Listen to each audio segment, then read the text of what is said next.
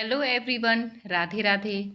आज की वीडियो में मैं आपको देवशयनी एकादशी की व्रत कथा सुनाऊंगी।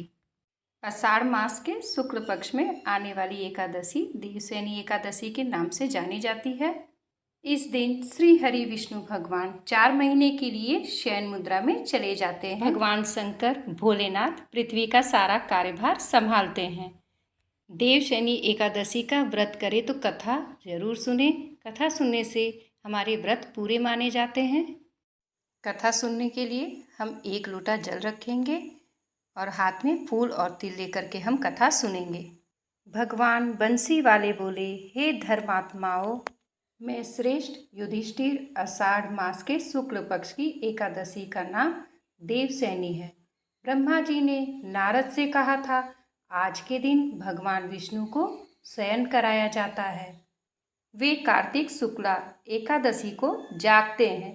चतुर्मास का व्रत इस एकादशी से प्रारंभ होता है। जो मनुष्य ब्रह्मचर्य का पालन कर चतुर्मास का व्रत करते हैं वे विष्णु भगवान को प्रिय हैं। शिवलोक में भी उनकी पूजा होती है। सर्व देवता उसे नमस्कार करते हैं। चंद्रायण आदि कठिन व्रत भी यही चतुर्मास के व्रती को समाप्ति के समय करना चाहिए। ब्राह्मणों को भोजन एवं दक्षिणा से प्रसन्न करें। गोओं का दान कर सके तो उत्तम है, नहीं तो गर्म वस्त्र का दान अवश्य करें। और तिल के साथ मिलाकर जो स्वर्ण दान करते हैं वह भोग मोक्ष दोनों प्राप्त करते हैं। गरीबों के लिए गोपी चंदन के दान से भगवान को प्रसन्नता होती है। हल्दी के दान से गौरी शंकर जी को प्रसन्नता होती है। और चांदी के पात्र में धरकर हल्दी का दान देना। वामन भगवान की प्रसन्नता के लिए ब्राह्मणों को दही भात का भोजन कराना चाहिए। चतुर्मास में जो एक बार भोजन करते हैं वह स्वर्ग को जाते हैं। इस व्रत में जो तथा चावल इत्यादि अभ्यागतों को खिलाते हैं वह स्वर्ग को जाते हैं।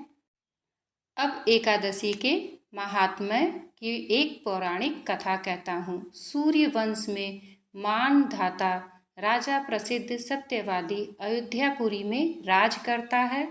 एक समय उसके राज्य में अकाल पड़ गया। प्रजा दुखी होकर भूख से मरने लगी। हवन आदि शुभ कर्म बंद हो गए। राजा को कष्ट हुआ। इसी चिंता में वन को चल पड़ा। अंगिरा ऋषि के आश्रम में जाकर कहने लगा, हे सप्त ऋषियों, मैं श्रेष्ठ अंगिरा जी में आपकी शरण हूँ। राजा के पापों से प्रजा को दुख मिलता है और मैंने अपने जीवन में किसी प्रकार का कोई पाप तो नहीं किया है। आप दिव्य दृष्टि से देखकर कहो कि अकाल पड़ने का क्या कारण है। अंगीर मुनि बोले, सतयुग में ब्राह्मणों का वेद पढ़ना और तपस्या करना धर्म है, परंतु आपके राज्य में आजकल एक शूद्र तपस्या कर रहा है। शूद्र को मारने से दोष दूर हो जाएगा, प्रजा सुख पाएगी। मानदाता बोले, मैं उस निरपराध तपस्या करने वाले शूद्र को न मारूंगा। आप इस कष्ट से छूटने को कोई और सुगम उपाय बतलाइए। ऋषि राजा बोले, सुगम उपाय कहता हूँ। भोग तथा मोक्ष देने वाली देवशयनी एकादशी है। इसका विधि पूर्वक व्रत करो। उसके प्रभाव से चतुर्मास तक वर्षा होती रहेगी। इस एकादशी का व्रत सिद्धियों को देने वाला तथा उपद्रव को शांत करने वाला है। मुनि की शिक्षा से मानदाता ने प्रजा सहित पद्मा का व्रत किया और कष्ट से छूट गए। इसका महात्म्य पढ़ने या सुनने से अकाल मृत्यु का भय दूर हो जाता है। आज के दिन तुलसी का बीज पृथ्वी या गमले में बोया जाए तो महान पुण्य होता है। तुलसी की पवन से भी यमदूत भय पाते हैं। जिनका कंठ तुलसी माला से सुशोभित हो उसका जीवन धन्य समझना चाहिए।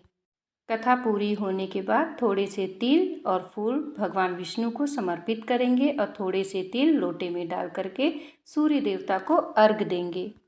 आपको ये वीडियो थोड़ी भी यूज़फुल हो तो आप प्लीज़ मेरे चैनल को ज़रूर लाइक करिएगा और सब्सक्राइब करिएगा। आप सभी को राधे राधे, जय श्री कृष्णा।